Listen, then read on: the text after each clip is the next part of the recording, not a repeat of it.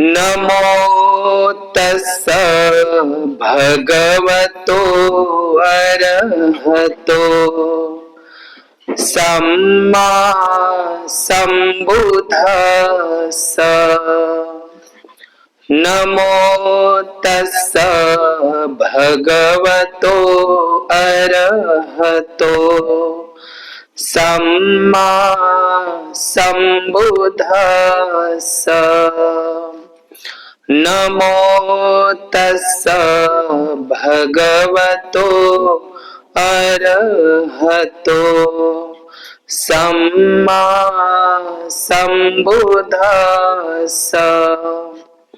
अर्थात मी नमन करतो त्या अरहत सम्यक संबुद्धाला, जो जीवन मुक्त आहे, जागृत आहे. द्वितीयंपि तृतीयंपि, दुसऱ्यांदा व तिसऱ्यांदाही मी नमन करतो त्या अरहत सम्यक संबुद्धाला, जो जीवन मुक्त आहे, जागृत आहे. स्वातंत्र्य, समता, बंधुता आणि न्याय या मानवी नैतिक मूल्यांची शिकवण देणारे महान कारुणिक अरहत सम्यक संबुद्ध, या सम्यक संबुद्धांनी सुआख्यात केलेला, सुस्पष्ट केलेला, सरळ मार्गी निब्बान अशा महान परम सुखाकडे घेऊन जाणारा, आदि कल्याणकारी, मध्य कल्याणकारी व अंतिमही कल्याणकारी असणारा हा सद्धम्म, या सद्धम्माचा प्रचार आणि प्रसार करणारा भगवंताचा आहुनेयो म्हणजे पाहुणचार करण्यास योग्य, पाहुनेयो म्हणजे पाहुणचार करण्यास योग्य, दक्षिणेयो म्हणजे दान दक्षिणा दर्शन करण्यास योग्य, अंजली करणियो म्हणजे दोन्ही हात कर जोडून वंदन करण्यास, अंजलीबद्ध कर जोडून वंदन करण्यास योग्य, पुण्यंखेतं लोकसाती असा पुण्याची खेती करणारा पुण्यक्षेत्र असलेला तथागत बुद्धांचा भिक्खू संघ, बुद्धाचे 9, धम्माचे 6 आणि संघाचे 9, बुद्ध, धम्म आणि संघ या 3 रत्नांच्या या 24ही गुणांचे स्मरण करून देवानं पियदस्सी धम्म दायाद महान सम्राट अशोक मौर्य, बोधिसत्व विश्वरत्न द सिम्बॉल ऑफ नॉलेज, जग बदलणारा बाप माणूस डॉक्टर बाबासाहेब आंबेडकर या महामानवांना तिवार अभिवादन पंचांग प्रणाम करून आज उपस्थित, आईचं नाव काय, आयुष्यमती उपासिका सुनंदाई येसनकर या परिवारामध्ये, या येसनकर परिवाराने या ठिकाणी एका भिक्खूला भोजन दानाची दान पारमिता संपन्न केलेली आहे. सोबतच जान्हवीच्या या वाढदिवसाच्या निमित्तानं या परित्त पाठधम्म देसनेचे हे आयोजन या गाव फत्तेपूर, तालुका देवळी, जिल्हा वर्धा येथील संबोधी बुद्ध विहारातील सर्व उपासक उपासिका यांना मी मंगलाची कामना करतो. आज या ठिकाणी आपण या जगामध्ये 3 असे अनमोल रत्न आहे. या 3 अशा अनमोल रत्नाची घेऊन जाताना तिकडून जगामध्ये बुद्ध रत्न, धम्मरत्न आणि संघरत्न या 3 रत्नांची जगामध्ये बराबरी होत नाही. खाली हात ठेवा. बुद्धरत्न, धम्मरत्न आणि संघरत्न. तर हे बुद्धरत्न, हे धम्मरत्न आणि हे संघरत्न या 3 रत्नांची जगामध्ये बराबरी केली जात नाही आणि पुढे जाऊन केली जाणार सुद्धा नाही. याला तुम्ही त्रिरत्न म्हणता. त्रिरत्न म्हणता ना, काय म्हणता, त्रिरत्न. त्रिरत्न हा शब्द संस्कृत आहे. पालीमध्ये शब्द आहे तो त्रिरत्न. कोणता शब्द आहे पालीमध्ये? त्रिरत्न हा शब्द चुकीचा आहे आणि तसा तो संस्कृत आहे. आपण तो आपल्यामध्ये रूढ झालेला आहे, पण पाली प्राकृत मध्ये तो शब्द आहे त्रिरत्न नसून तो त्रिरत्न आहे. तुम्ही वंदनेमध्ये त्रिलोकदीप संबुद्ध म्हणता. त्रिलोकदीप तो शब्द आहे पालीमध्ये तिलोकदीप. तिलोकदीप समजलं तुम्हाला? तर ते त्रिरत्न नसून तिरत्न आहे. ती म्हणजे काय? ती वरूनच तीन हा शब्द तयार झाला. समजलं? आपण म्हणतो का ना मराठीमध्ये एक दोन तीन. आता तुम्ही त्रीन म्हणता का तीन म्हणता? तीन म्हणता. पाली भाषा सर्व भाषाची जननी आहे. पाली भाषेमधूनच जगातील सर्व भाषा निर्माण झालेल्या आहे. जगातली पहिली भाषा कोणती आहे?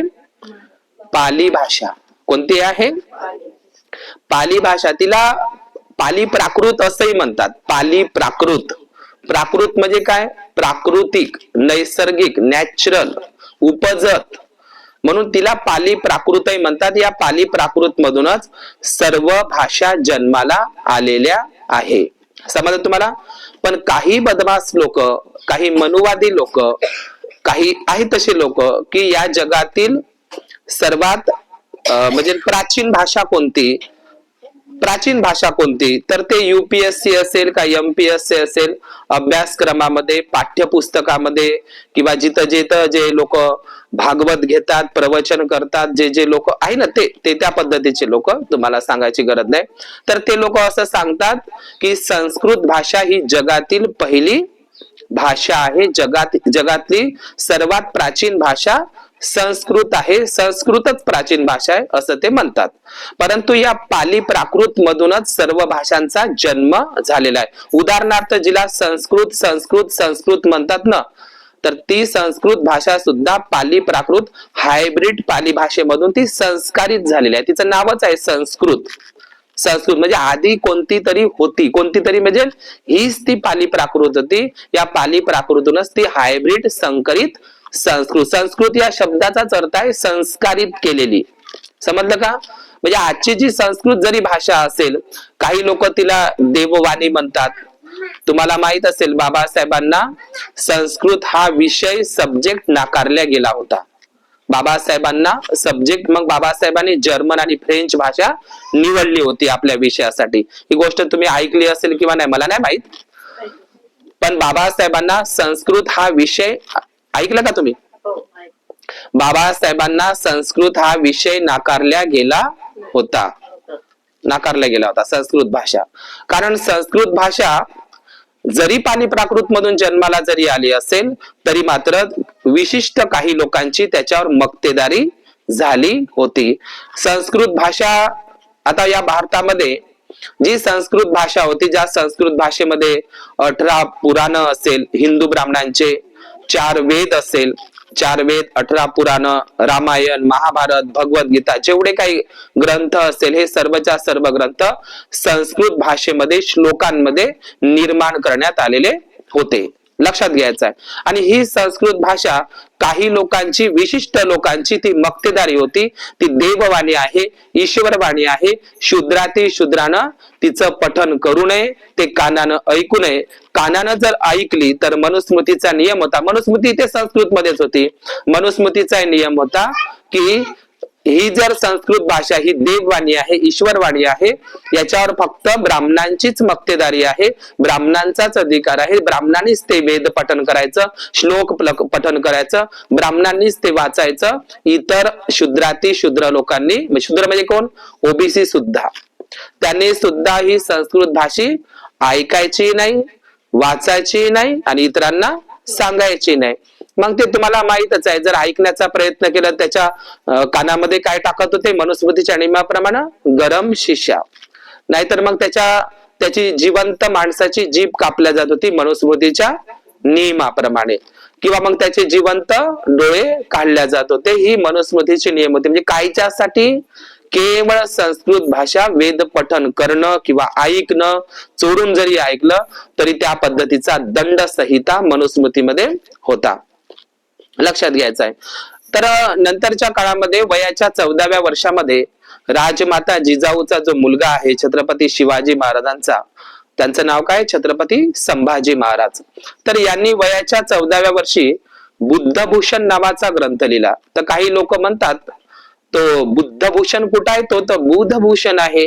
बुधभूषण तुम्ही असं म्हणताय ना गुरुवार बुधवार वगैरे म्हणतो ना आपण, बुधवार वगैरे, तर तू त्याच्यामध्ये कॅलेंडर मध्ये काय लिहून असते? बुधवार असते का बुधवार असते? हा, लक्षात घ्या, बुधवार असते लिहून का बुधवार असते? आता मला सांगा, ओरिजिनल बुद्ध शब्द खरा आहे का बुध शब्द खरा आहे? ओरिजिनल कोणता ओरिजिनल शब्द असेल? पण तुमच्या तोंडात कोणता पडला? बुद्ध. कोणता शब्द पडला?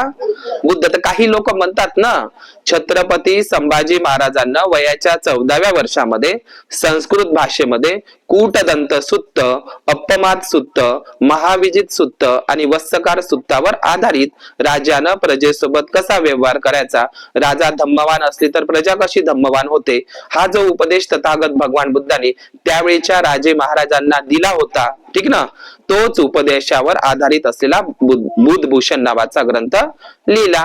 तर काही लोक ज्यांचं वाचन कमी आहे ते लोक म्हणतात, त्यांचं अज्ञान आहे, ते बाबा म्हणजे छत्रपती संभाजी महाराजांनी बुद्धभूषण ग्रंथ नाही लिहिला, बुधभूषण लिहिला. बुधभूषण ओरिजिनल शब्द बुधभूषणच आहे, पाली शब्द आहे बुद्धभूषण. बुधभूषण. आता याचा पुरावा कोणता? पाली प्राकृत मध्ये बुधभूषण का म्हणतात?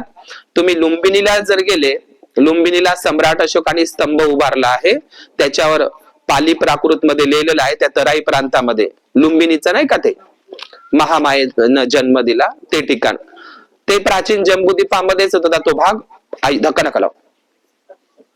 तुम्हाला लक्षात येत आहे का?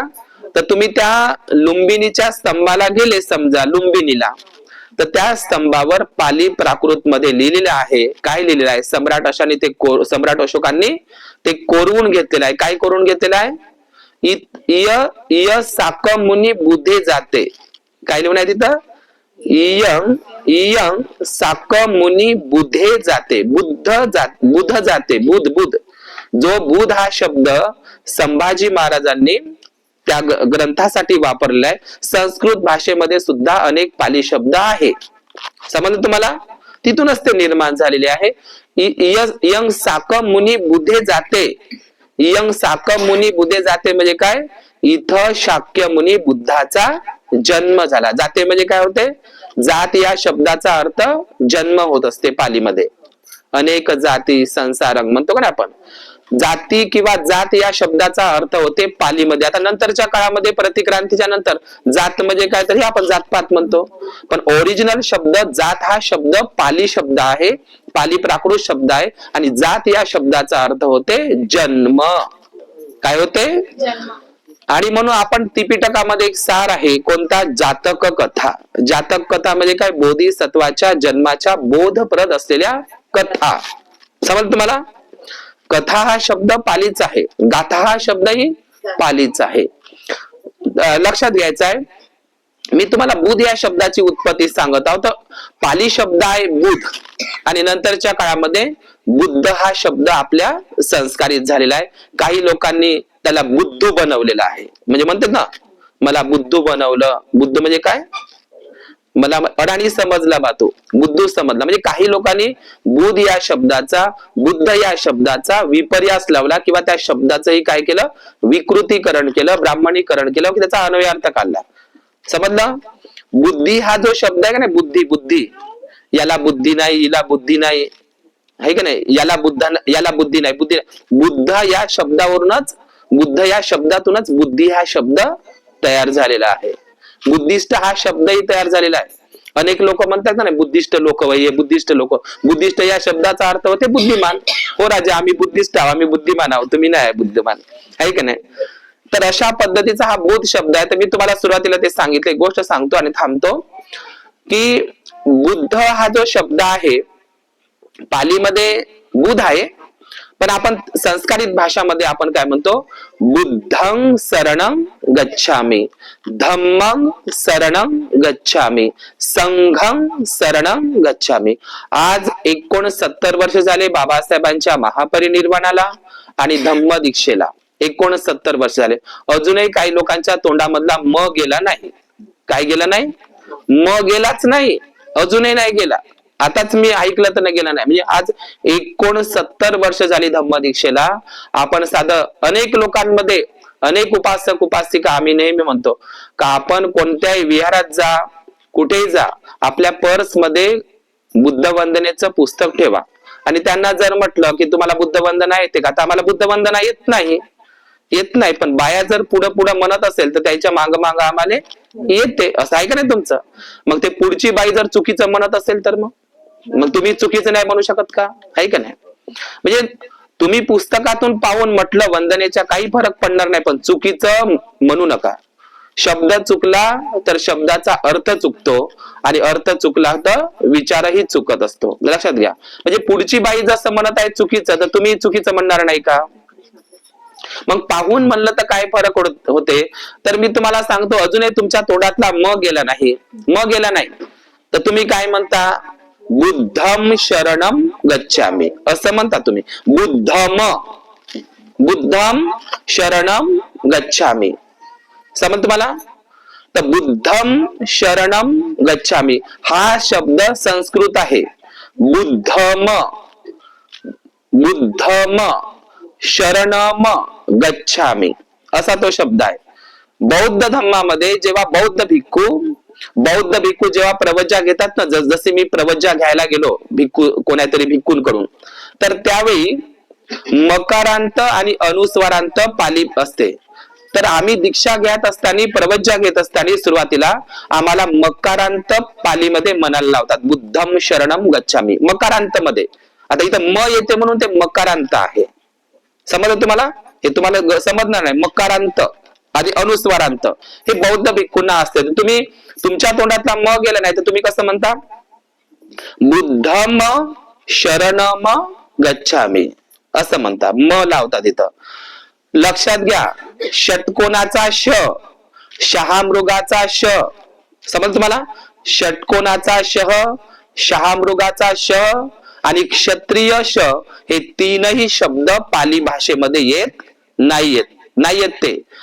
म्हणजे षटकोन श, शहामृग श आणि क्षत्रिय श या शब्दाच्या ठिकाणी पाली भाषेमध्ये स हा शब्द वापरला जातो. कोणता शब्द, सशाचा स वापरला जातो. म्हणून तुम्ही वंदनेमध्ये काय म्हणता, काही लोक म्हणतात तर काही लोक म्हणतच नाही. मग काय म्हणतो तुम्ही, बुद्धं शरणं गच्छामि का शरणम म्हणता, शहामृग श वापरत नाही आपण. कोणता शब्द वापरतो, शरणं. कोणता शब्द वापरला पाहिजे, शरणं गच्छामि. कोणता शब्द, बुद्धं शरणं गच्छामि. बुद्धम शरणम गच्छामि नाही, लक्षात घ्यायचं. आता बुद्धं हा शब्द किती अक्षराचा आहे, किती अक्षर आहे त्याच्यामध्ये. बुद्धं या शब्दामध्ये अडीच अक्षर आहे. किती अक्षर आहे, बु त्याले ध, त्याले अर्धा ध, बुद्धं त्याला शून्य. तर बुद्धं हा शब्द ही अडीच अक्षराचा आहे. आता दुसरा शब्द आहे धम्मं शरणं गच्छामि. धम्मं हा शब्दही किती अक्षराचा आहे, अडीचच अक्षराचा आहे. आता आहे तिसरा संघं शरणं गच्छामि. संघं असा तो शब्द आहे, संघम नाही आहे.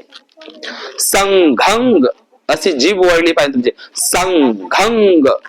संघं शरणं गच्छामि. तर संघं, बुद्धं हा शब्दही अडीच अक्षराचा आहे, धम्मं हाही शब्द अडीचच अक्षराचा आहे, आणि संघं हाही शब्द अडीचच अक्षर. तुम्हाला वाटते संघं हा शब्द तर दोनच आहे, संघ आणि क, नाही. पालीमध्ये अडीचच अक्षर. संघं, समजलं.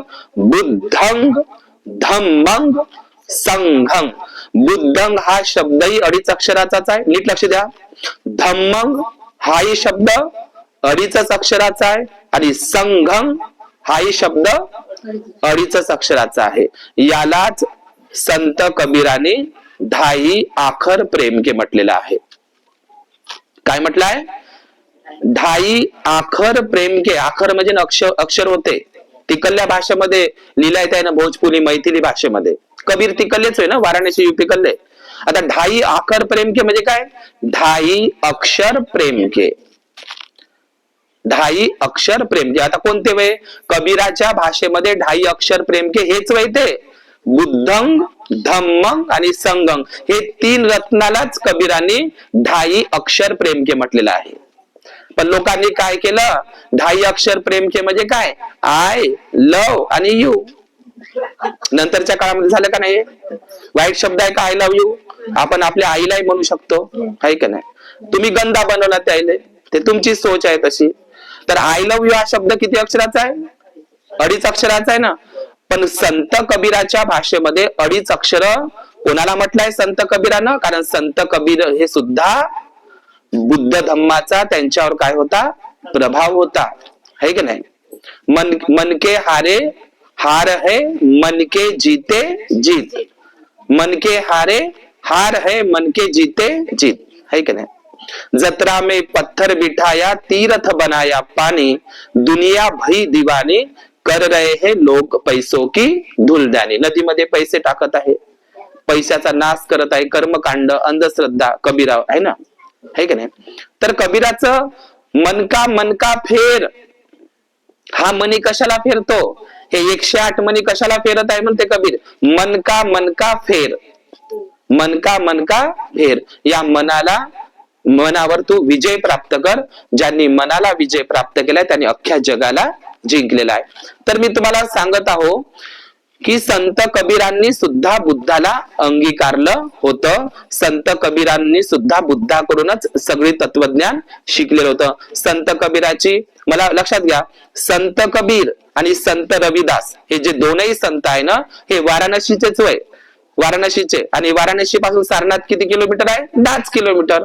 समजलं का. बुद्धानं आपला पहिला उपदेश त्या वाराणसी सारनाथला दिला. सारनाथ वाराणसी काही दूर नाही, एकच आहे ते, तसं पाहिजे म्हटलं तर. समजलं का. तर वाराणसी आणि सारनाथ मध्येच यांचं कर्मभूमी होती. संत कबीराचा आणि संत रविदासाची हत्या करून, त्याचे तुकडे तुकडे करून या दोनही संतांच्या हत्या ब्राह्मणवाद्यांनी केल्या आणि गंगा नदीमध्ये त्यांना टाकून दिले, त्यांचे हड्ड्या वगैरे सगळे तुकडे करून. समजलं ना, महामुघलांसारखीच हत्या केली.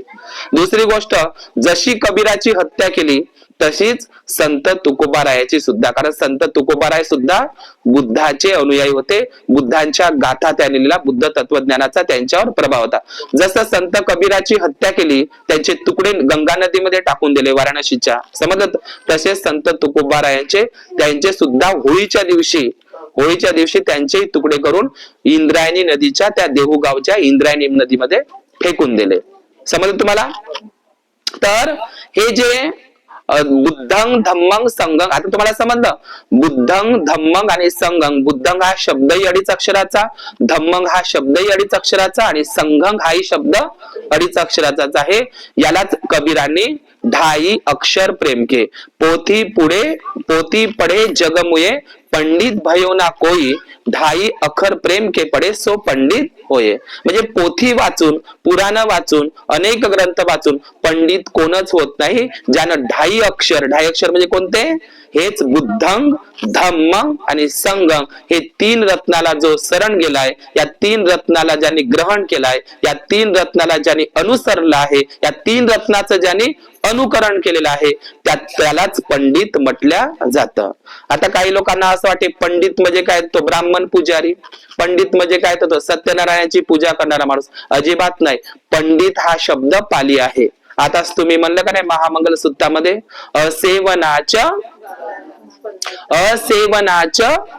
सेवन करू नका. आपण म्हणतो बिडीचं सेवन करू नका, दारूचं सेवन करू नका, गांजाचं सेवन करू नका, आहे की नाही, खर्याचं सेवन करू नका, तंबाखूचं सेवन करू नका. पण सेवन हा शब्द कशातला आहे, पालीतला आहे. महामंगल आताच म्हटलं का नाही आपण, असेवनाचं बालानं.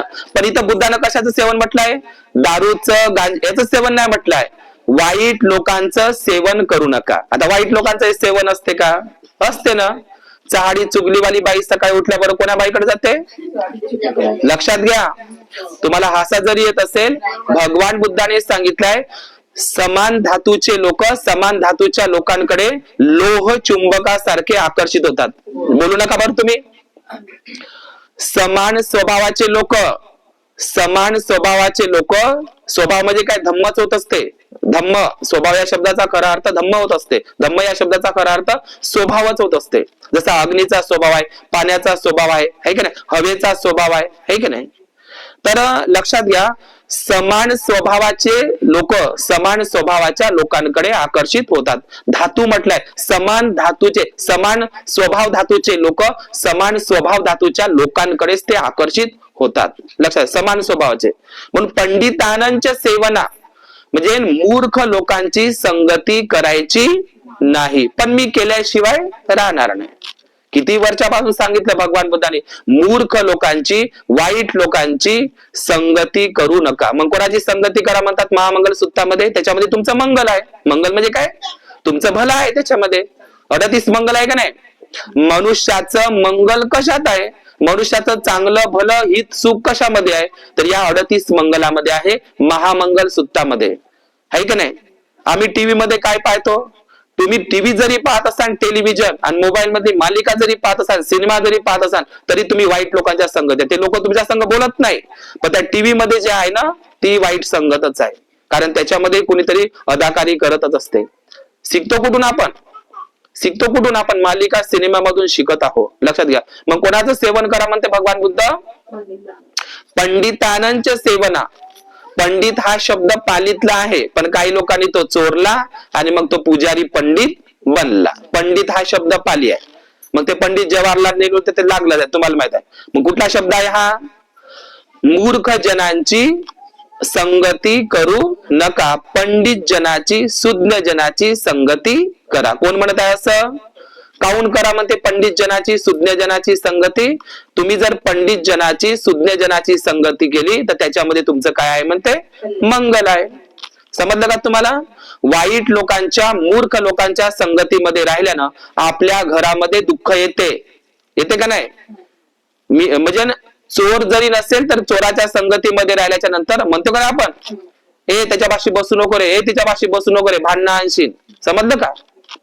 म्हणजे जो व्यक्ती त्या गोष्टीमध्ये नसेल सम्मिलित तरी मात्र त्याला दंड होत असतो. म्हणून मूर्ख लोकांची कधीही संगती करू नका. कोणाची संगती करा म्हणते भगवान बुद्ध? पंडित जनाची. बौद्धांच्या जातक कथा आहे. बौद्धांच्या जातक कथामध्ये पंडित हा शब्द जातक कथेमध्ये सुद्धा आहे. अनेक जातक कथामध्ये आहे. दशरथ जातक कथा, ज्याच्यावरून रामायण लिहिलं, दशरथ जातक कथा. या दशरथ जातक कथेमध्ये पंडित राम आहे. बोधिसत्व पंडित राम. तिथे बोधिसत्व पंडित राम आहे.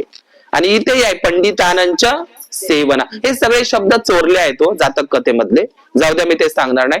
तर भगवान बुद्धाने सांगितलं आहे, समान स्वभाव धातूचे लोक समान स्वभाव धातूच्या लोकांकडे आकर्षित होतात, लोह चुंबकासारखे.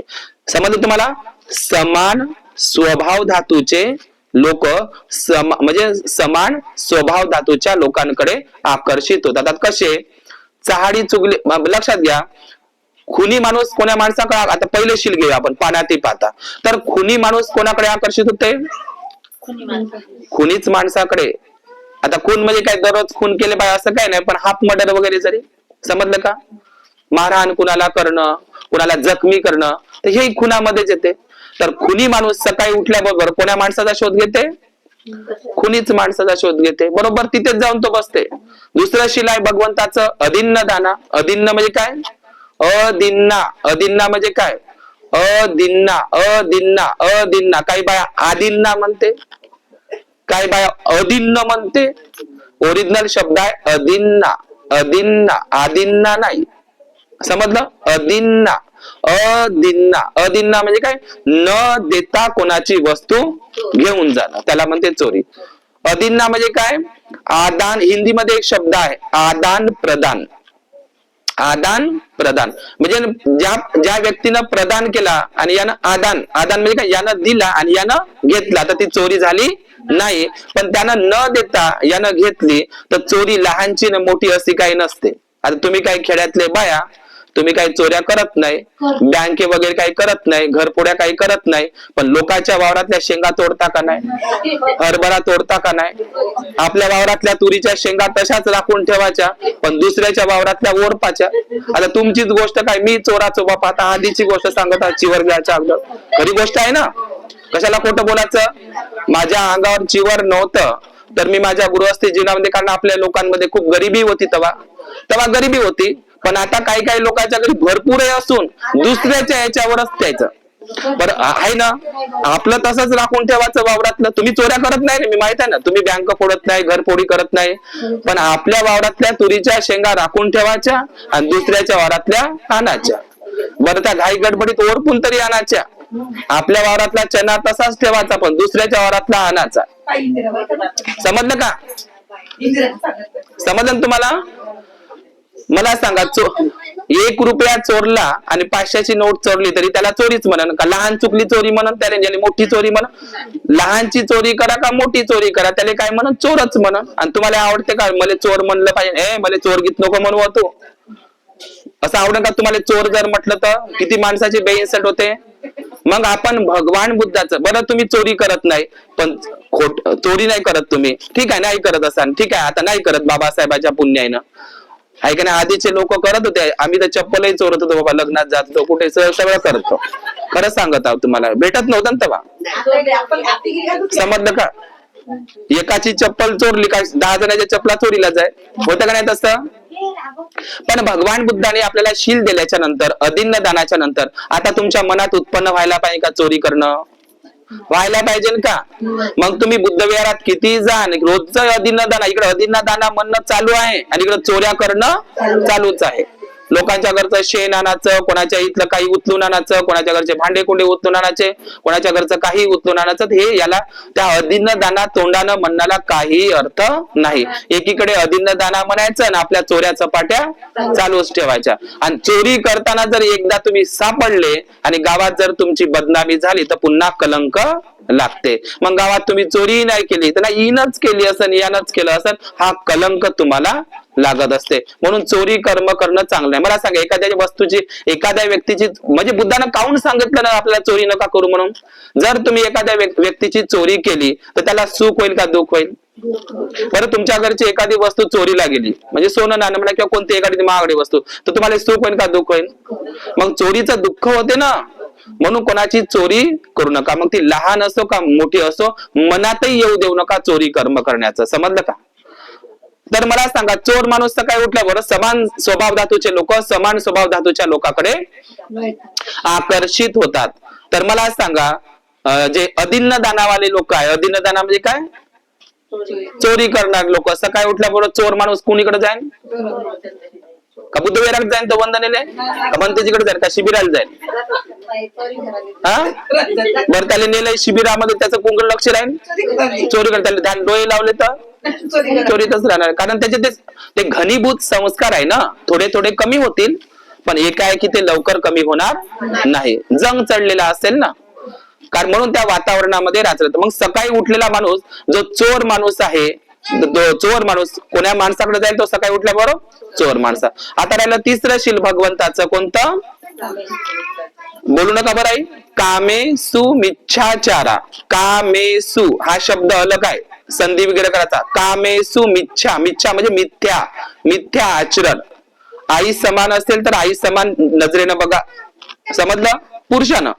मुली समान असेल वयाची असेल तर मुली समान बघा, आणि बहिणीच्या वयाची असेल तर बहिणीच्या समान. महिलांना तेच सांगितलं, महिलांना तेच सांगितलं ना.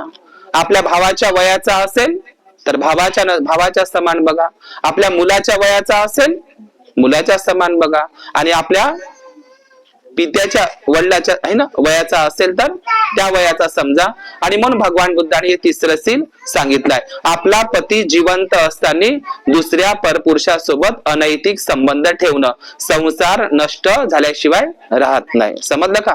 आपला पती जिवंत असताना किंवा पुरुष असेल तर आपली पत्नी जिवंत असताना वेश्यागमन करणं, परनारी गमन करणं, अनैतिक संबंध ठेवणं. कारण एखादी स्त्री जरी म्हटलं तरी तिच्या मागेही पैसे धनसंपत्ती खर्च करावी लागते. म्हणून भगवान बुद्धाने सांगितलंय, पराभवाची तीर कारणं इति दुत्तो सुरा दुत्तो अक्क दुत्तो चयंग नरो लद्धंग लद्धंग विनासेती तंग पराभवतो मुखं.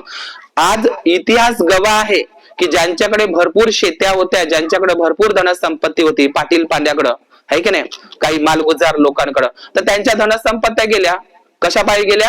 बाई पायी, दारू पायी, जुव्या पायी. हे बुद्धाने सांगितलंय. इत्ती, इत्ती म्हणजे काय? स्त्री. सुरा म्हणजे काय? दारू. अख्ख म्हणजे काय? जुगार. म्हणजे ह्या 3 कारणानेच आपल्या घरातली संपत्ती बर्बाद होत असते, नष्ट होत असते. तुम्ही किती धन संपत्ती कमवा, पण ह्या गोष्टी जर तुमच्या घरामध्ये असेल तर लक्षात घ्या, तिसरं जे सांगितलंय भगवान बुद्धाने, कामेसु मिथ्याचारा, म्हणजे परपुरुष गमन आणि परनारी गमन करू नये. तर मला सांगा, ती व्याभिचारी दुराचारी एखादी स्त्री असेल किंवा पुरुष असेल, सकाळी उठल्याबरोबर ती स्त्री कोणाकडे जाईल? तिच्याच पाहिजे, तिच्याच विचाराची समान व्याभिचारी दुराचारी स्त्री म्हणा का पुरुष म्हणा, सकाळी उठल्याबरोबर कुठे जाईल? त्या स्त्रीच्या शोधाकडं.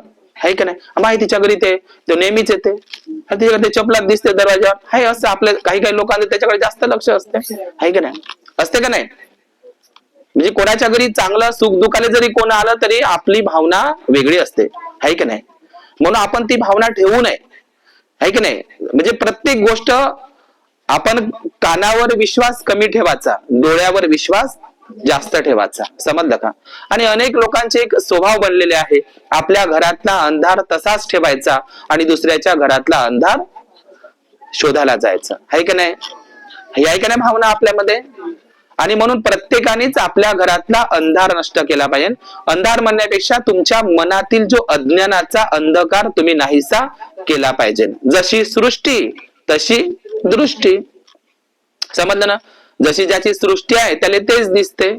आहे की नाही? दिसते का नाही? काही लोकांनी तसाच चष्मा लावलेला आहे, तसाच चष्मा लावलेला आहे आपल्या डोक्यात. तो चष्मा काढायला तयार नाही, बाबासाहेबाचा चष्मा घालायला तयार नाही, का ते उलटे चष्मे घालून राहिले. पण बाबासाहेबाचा सीधा चष्मा घालायला कोणीही तयार नाही. बाबासाहेबाचा सीधा चष्मा तुम्ही घालणारच नाही तर तुम्हाला सीधा दिसणार नाही, उलटच दिसणार आहे, का तुम्ही उलटे चष्मा घालणार नाही तर.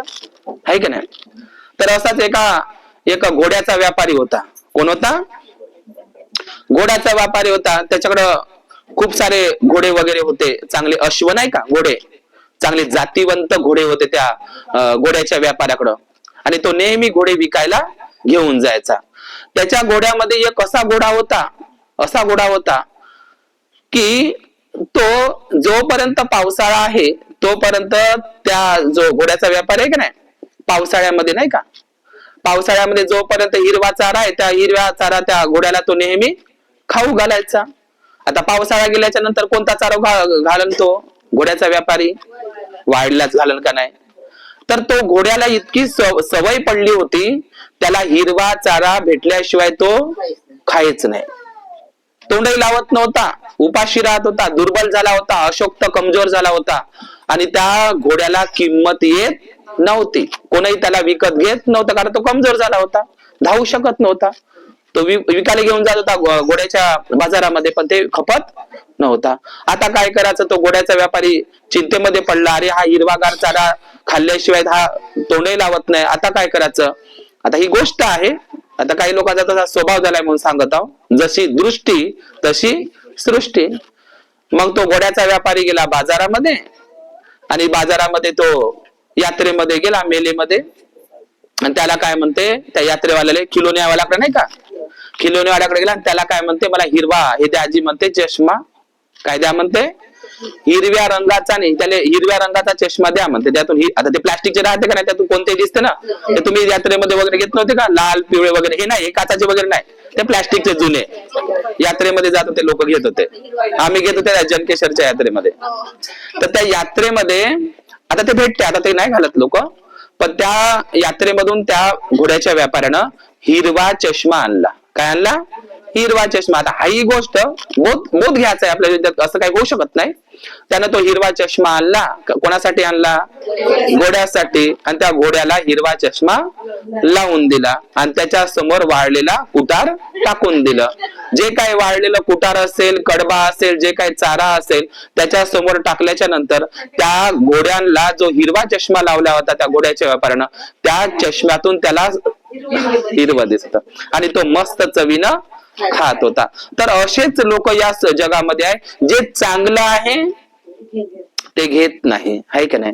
आणि जिथं फसगतीचं आहे ते घेत आहे लोक. समजलं का? आणि तुम्हाला टीव्ही मध्ये तुम्हाला चांगलं भेटत नाही, सासू सुनेचे भांडणं, नवरा बायकोचे भांडणं, चहाड्या चुगल्या, सासू सुना सगळे तुम्हाला त्या मालिकेमध्ये टीव्ही मध्ये, तुम्ही झाल्या पागल त्याच्या पायी. म्हणून तुम्हाला बुद्धविहारात जायला काही वेळ नाही, आहे का नाही? शिबिराला जायला वेळ नाही, चांगल्या गोष्टीसाठी वेळ नाही. आपल्या जीवनामध्ये सर्वप्रथम धम्माला प्राधान्य दिलं पाहिजे. 10 कामं हातचे टाकून आपण धम्माला महत्व दिलं पाहिजे. तुम्ही धम्माला महत्व देणार नाही तर तुमचे लेकर बाळही धम्माला महत्व देणार नाही. मला सांगा, संपत्ती महत्वाची का संतती महत्वाची? संपत्ती का? जाण मग आज आहे संतती. तुमच्याकडे संपत्ती भरपूर आहे, हाय ना, तुमच्याकडे भरपूर कापूस पिकला, सोयाबीन आहे, लोह संपत्ती आहे, बँकेमध्ये पैसे पडलेले आहे, पण संतती जर चांगली नाही निघाली तर, ती बुद्धाच्या धम्माच्या संघाच्या ती रत्नाच्या मार्गावर नसली तर, आणि बाबासाहेबांच्या विचाराकडे नसली ती संतती, तर मग काय करण? माझ्या आईनं, माझ्या वडिलांनं, माझ्या आजानं कमावून ठेवलं ना, तर मी अभ्यासही करणार नाही, मेहनतही घेणार नाही, काहीच नाही. आईनं कमावून, समजलं का? मस्त गाडीमध्ये, 2 व्हीलर मध्ये, 4 व्हीलर मध्ये मस्त पेट्रोल टाकायचं, इकडे तिकडे फिरायचं, गांजा गंजिटी सगळं फिरायचं, हाय ना, हाय ना, हाय ना, हाय की नाही? म्हणून आपल्या मुलाला श्रमाची, उन्हाची, वाऱ्याची, पावसाची सवय लावा.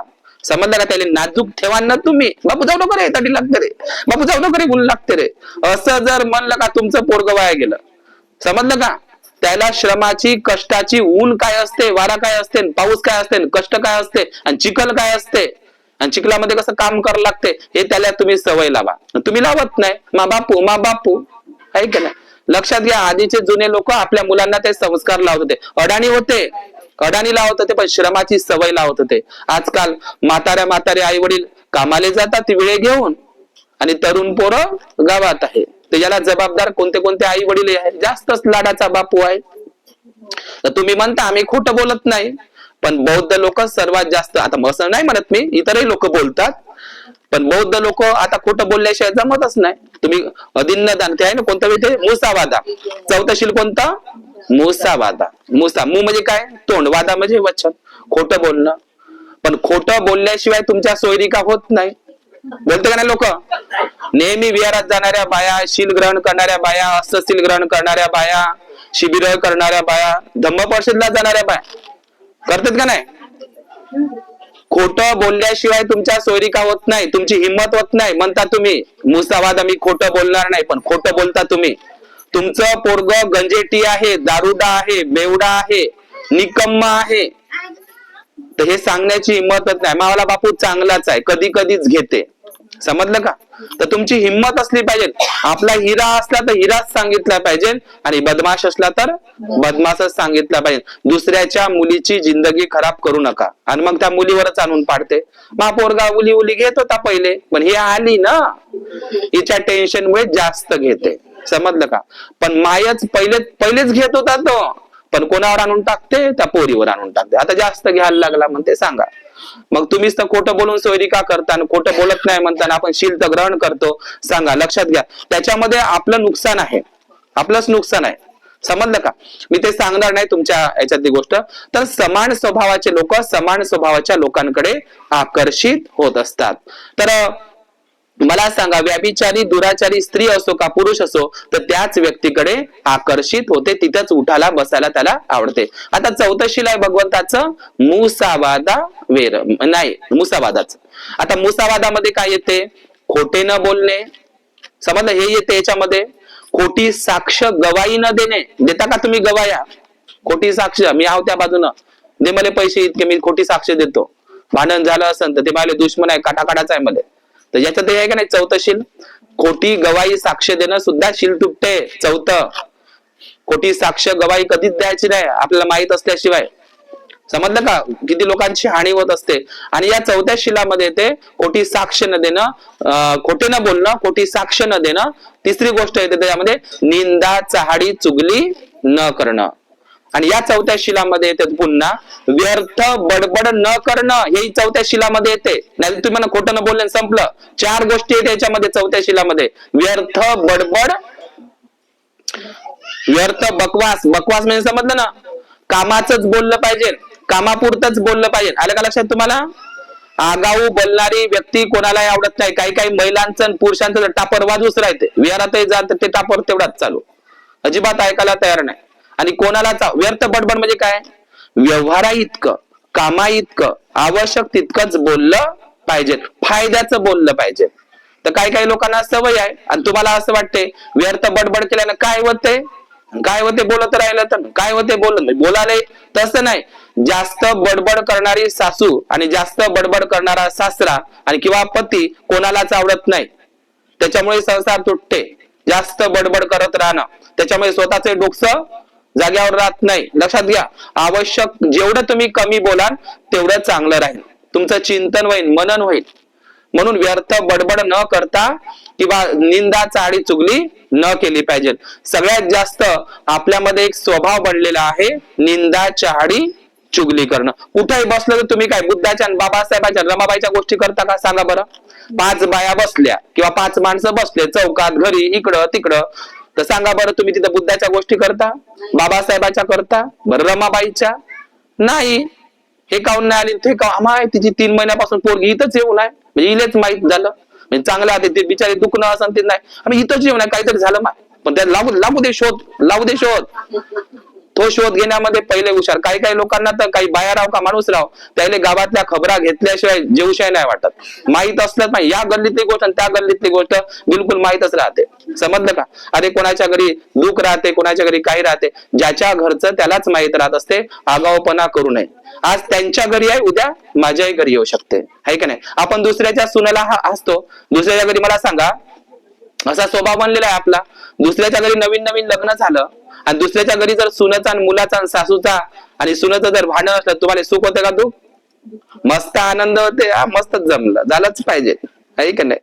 आणि तुमच्या घरी द्या बरं, समजलं का. ते विचार करते मग, आहे का नाही असता, तर तुम्हाला मजा वाटते का नाही. मस्त अजून अजून डबल झालं पाहिजे. काही काही तर मग पुन्हा त्यात आगही टाकून देते, आहे का नाही. आहेच ते तशी, तेव्हापासून ती सासू का कमी आहे का, आधीपासून तशी आहे, भानगोडी आहे ते. काही तिचं काही करायचं घेत नको, माय सांगते तिकडून फोन करून, काही करायचं नाही तिला खेडी मिळते ते धक लाव. तर अनेक आपल्या ह्या चहाडी चुगली निंदा नालस्तीमुळे सुद्धा आपले कुटुंब अधोगतीला जात असतात. आपलं कुटुंब आपण सांभाळलं पाहिजे. म्हणून विशाखाला सांगितलं होतं बुद्धानं, तिच्या वडिलांनी सांगितलं होतं, घरचा अग्नी बाहेर न नेणे आणि बाहेरचा अग्नी घरात न आणणे. घरातल्या शुल्लक शुल्लक गोष्टी बाहेरच्या लोकांमध्ये नाही सांगायचा. लोक त्याच्यावर उपाय नाही शोधत, त्याच्यावर मार्ग नाही सांगत तुम्हाला, पुन्हाही त्याच्यामध्ये काय करतात, आग लावून देतात. समजलं. म्हणून घरचा अग्नी घरातच ठेवायचा. प्रत्येकाच्या घरामध्ये शुल्लक शुल्लक गोष्टी राहत असते, त्या गोष्टी बाहेर काढायच्या नाही असते. समजलं का. आणि कुणाला हसायचंही नाही. समजलं का. म्हणून ह्या गोष्टी ज्या आहे समान धातूचे लोक समान स्वभावाच्या लोकांकडे आकर्षित होतात. खुनी माणूस, खोटं बोलणारा, चोर माणूस, व्याभिचारी, दुराचारी, निंदा नालस्तीवाला, चहाडी चुगलीवाली बाई असेल तर चहाडी चुगलीवाल्या बाईकडेच तिच्या उठणं बसणं, तिची दोस्ता नाही तिच्यासोबत, आहे का नाही. दोस्ता नाही तिच्यासोबत, आहे का नाही. म्हणजे चहाडी चुगलीवाली माणूस असो का बाई असो, सकाळी उठल्यावर तिच्याच घरात घेतली नस का बोटामध्ये, तिथूनच चालू झालं सकाळपासून. म्हणजे सकाळी नस घेतली बस तिच्या घरी, म्हणजे दात घासणे चालू आहे इकडं आणि ते आपलं करणं चालू आहे. समजलं का. तर सकाळी उठले म्हणजे समान स्वभाव धातूचे लोक समान, म्हणजे चहाडी चुगलीवाली बाई असली तर चहाडी चुगलीवाल्या बाईकडच तिला उठणं बसणं दोस्ताना करणं, तिच्या सोबत आम्ही म्हणतो चला धम्मस आम्ही नाहीत माझी दोस्ती नाही म्हणते. मराच्या बाबतीत सगळ्याला एकटच जा लागते म्हणतो का नाही. आम्ही अनेक लोकांना म्हणतो चला बा बुद्ध घ्यायला चाला ना, तर नाही माझी सोबतीनच जाय म्हणते. आणि मराच्या बाबतीत मग सोबती नाही का, चाल माझ्या सोबत मला भेव लागते असं म्हणून का, एकटं चाललं आणि एकटंच जा लागते. ते नाही आली तर मग कंजूस असली तर, आणि काही काही बाया कंजूस आहे ना अजिबात जात नाही. बुद्ध मातीत गेल्या बंद्याला करतात, बंदे पोरा बोराने बुडवून टाकलं त्याची धनसंपत्ती. बुद्ध घ्यायला गेल्या नाही ना, अजंठाला गेल्या ना, कुठंच गेल्या, अशाच मातीत गेल्या, नुसत्या कमाई करत राहिल्या. काय करतात ते विळा घेऊन, काय करतात काय काय लोकांना नुसत्या कमाईच करून ठेवल्या, चोरा पोरायला, आहे का नाही. आपल्या जीवनामध्ये लक्षात घ्या, हसण्यासारखी गोष्ट नाही. तुम्ही बुद्ध घ्यायला गेले चांगली गोष्ट आहे. आपल्या जीवनामध्ये जोपर्यंत तुमचे पाय आहे, तुमच्या शरीरामध्ये रक्त आहे ना, तोपर्यंत तुमची घरामध्ये ठाकुरकी आहे. सासूबाईने 4 भांडे घासले, थोडासा फडा लावला, झाडू पोचा केला तर सुनबाईले आनंद होते. उद्या बुडगी अशी बसून राहू द्या, तिला अजिबात जडवत असते. लक्षात घ्या, स्वभाव आहे हो. तुमच्या शरीरामध्ये जोपर्यंत रक्त आहे, तुम्ही उलिशे काम करता, तोपर्यंत तुमची सुनबाई तुम्हाला चांगलं म्हणते. उद्या तुमचं हे नाही झालं ना तर तुमचं काहीच करत नाही. हा स्वभाव. तुम्ही कितीही कमाई करा, कितीही कमाई करा. म्हणून काही काही बाया एवढ्या कंजूस आहे, अरे जिथं खर्च करायचा आहे तिथे खर्च केलाच पाहिजे. तुम्हाला हजारामध्ये 1-1, 2-2 लाख जर म्हटलं 2 लाख लावा लागते, तर मग कसे आणता कर्ज काढून. कारण मी मेली नाही पाहिजे, मी मेलो नाही पाहिजे, आहे का नाही. म्हणून आपण खर्च आपल्या जिवंतपणी असतानाच आपण बुद्धगयेला गेलं पाहिजे. भगवान बुद्धांनी सुद्धा आनंदाला तेच सांगितलं होतं महापरिनिर्वाण सूत्रामध्ये की आनंदा या 4 धाम यात्रेचं, या 4 धम्म यात्रेचं लोकांनी गेलं पाहिजे, आपलं पुण्य कमावलं पाहिजे. है का नाही? लुंबिनी, सारनाथ, कुशीनगर, है का नाही? आणि कोणतं ते बोधगया, है का नाही? इतरही आपण पाहतो मग, है का नाही? तर आपल्या जीवनामध्ये आपल्याकडे जी काही धनसंपत्ती आहे त्याचा चांगला विनियोग केला पाहिजे. आपल्याकडे असलेल्या पैशामध्ये आपण धम्मसहली केल्या पाहिजे. नाहीतर काही काही लोकांना सवय आहे, घेतला विळा, घेतला कापड, चाललं रात्रंदिवस तेच ते, आहे का? त्याच्यामध्ये काय अर्थ नाही. आपल्या जीवनामध्ये आणि योग्य वयामध्येच आपण धम्मसहली केल्या पाहिजे. आता या आई वगैरे इच्छा आल्या फत्तेपूरवाल्या, तर यांचं योग्य वय आहे. उद्या जाऊन म्हाताऱ्या, आहे का नाही? मग भंतेजी जाते पुढं, तरुण बाया जाते पुढं. एका ठिकाणी असंच झालं, तरुण बाया. आता मला सांगा, भंतेजी सोबत जर 100 लोक असले तर, आणि मी समजा, मी आता भंतेजी कुठं राहते? धम्मसहलीला पुढं. आता मला सांगा, म्हाताऱ्या बाया पुढे चालतील का तरुण? भंतेजीच्या सोबत मग चालणारे कोण? तरुणच बाया, तरुणच माणसं. आम्हाला पाहतो भंतेजी, त्या बायाला, त्या तरुण बाया आवडते भंतेजी. उलटच आहे ना, आम्हाला दिलं मतारील टाकून. अरे मतारील टाकून आतापर्यंत करत बसली निंदत. समजलं का? आपल्या योग्य वयातच धम्मसहली करायच्या. लेण्या पेण्या वगैरे जे आहे का ना, अजंठा कारले वगैरे सगळ्या लेण्या बुद्धगया, आपले जेवपर्यंत पायानं तरुणपणामध्ये व्यवस्थित फिरायचं. एकदम तुम्ही जंग चढल्याच्या नंतर आता वावरात कामाला जाणं होत नाही, त्या टायमाला धम्मसहल, आहे का नाही? तर आपल्या योग्य वयामध्ये जा असं मी म्हणत आहोत. म्हणजे मग आम्ही जातो पुढं आणि तुम्ही राहता माग, मग सगळे भांडण कलह होते. पाहतो भंतेजी त्या तरुण बायालेच घेऊन जाते, आम्हाला दिलं मागं टाकून. सारे भांडणं होते लोक धम्मसहली म्हणजे. आम्ही जात नाही, धम्मसहली जातच नाही. धम्मसहलीला जाणं म्हणजे गचकरणच आहे. आपल्या लोकांना अजिबात श्रद्धा नाही. श्रद्धावान लोक असले तर ठीक आहे, समजलं का? आणि मध्ये कलह करतात, होतेच नसतं, आहे का नाही? आपले लोक कुठेच उभे राहत नाही बाबा धम्मसहली, अजिबात श्रद्धा नाही. आणि खूप कमी लोकांमध्ये ती बुद्ध धम्म संघाप्रती श्रद्धा आहे. मला तुमची मी चेष्टा नाही करत, पण मला असं म्हणायचं आहे, आपल्या योग्य वयामध्ये जिथं खर्च करायचा तिथं खर्च केला पाहिजे. त्याचं रिटर्न पुण्य भेटत असते, लक्षात घ्या. नाहीतर तुम्ही म्हणता फक्त की काही सोबत येत नाही, पण तुमच्यातला लोभ मात्र कधीही संपला नाही आहे, लक्षात घ्या. आणि इच्छेला कधीच अंत नाही. म्हणून या जन्मामध्ये आपण पुण्यही कर्म कमावण्यासाठी कधी बाहेरही पडावं लागतं. पुण्य कुशल कर्म करण्यासाठी धनही दान केलं पाहिजे. बाबासाहेबांनी तेच सांगितलं, आपल्या कमाईतला 20वा हिस्सा धम्म कार्यासाठी, धम्म प्रचारासाठी दान केला पाहिजे. आणि सर्वश्रेष्ठ दान धम्मदानच आहे, समजलं? धम्माचा प्रचार आणि प्रसार करणं. तर आज या परिवारामध्ये मी हे जे 3 रत्न सांगितले, बुद्धरत्न, धम्मरत्न आणि संघरत्न, या 3 रत्नाची जगामध्ये बराबरी होत नाही आणि होणार सुद्धा नाही. रत्न आहे हे बुद्ध रत्न, धम्मरत्न आणि संघरत्न. या 3 रत्नाला सोडून मी अन्य कुणालाही शरण जाणार नाही. या बुद्ध रत्न, धम्मरत्न आणि संघरत्न या 3 रत्नाशिवाय मी कोणाचंही अनुसरण करणार नाही. बुद्ध, धम्म आणि संघ जीवित पर्यंतम शरणं गच्छामि. बुद्ध रत्नाला, बुद्धाच्या धम्मरत्नाला आणि संघरत्नाला जीवित पर्यंतम शरणं गच्छामि. जिवंत असेपर्यंत बुद्धं, धम्म आणि संघ, जिवंत असेपर्यंत, जीवात जीव असेपर्यंत, मरेपर्यंत मी बुद्धाच्या धम्माचेच आणि बुद्धाच्या संघाचेच अनुकरण करीन. बुद्धासमोरच, बुद्धाच्या धम्मासमोरच आणि बुद्धाच्या संघासमोरच माझा माथा टेकन, अन्न चौथं शरण नाही. समजलं का? बुद्ध धम्म संघाला शरण जाणारा व्यक्तीच खऱ्या अर्थानं उपासक आहे.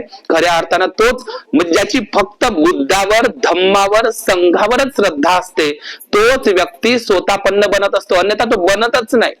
समजलं का?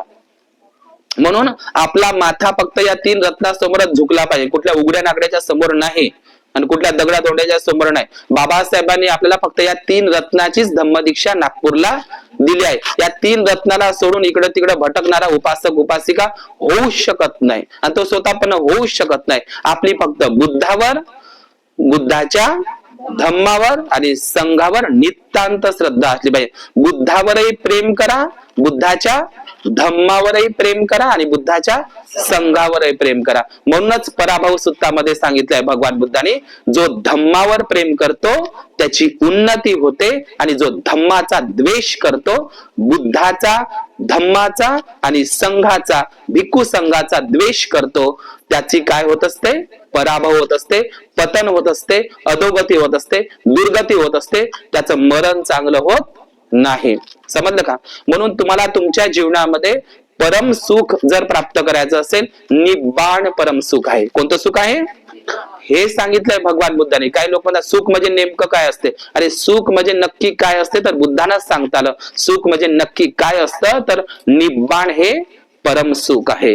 निब्बाण म्हणजे निष्कलंक जीवन जगणे, निब्बाण म्हणजे निर्दोष जीवन जगत राहणे, आणि निब्बाण म्हणजे आर्य अठ्ठांगिक मार्गाचं जीवन जगत राहणे. हे बुद्धाने त्याच्या धम्मग्रंथामध्ये बाबासाहेबांनी लिहिलंय. निब्बाण या शब्दाचा अर्थ, निब्बाण म्हणजे मरण नाही होत. निब्बाण म्हणजे याच जन्मामध्ये ती अवस्था प्राप्त करून त्या निब्बाणाचं सुख, त्या निब्बाणाचा साक्षात्कार घेत घेत, निब्बाणाचं सुख अनुभवत अनुभवत, समजलं, सुगतीकडे मार्ग करणं आणि आपली जीवनाची अंतिम यात्रा करणं. तर या ठिकाणी या सुनंदाई येसनकर या परिवारामध्ये, या ठिकाणी मला या परिवाराने आमंत्रित केलं. या ठिकाणी या संबोधी बुद्धविहार फत्तेपूर येथील उपासक उपासिकांना मी आशीर्वाद देतो. या ठिकाणी थांबतो. भवतु सब्ब मंगल, भवतु सब्ब मंगल, भवतु सब्ब मंगल. शरणत्व घेऊया आपण धम्म पालन गाथा.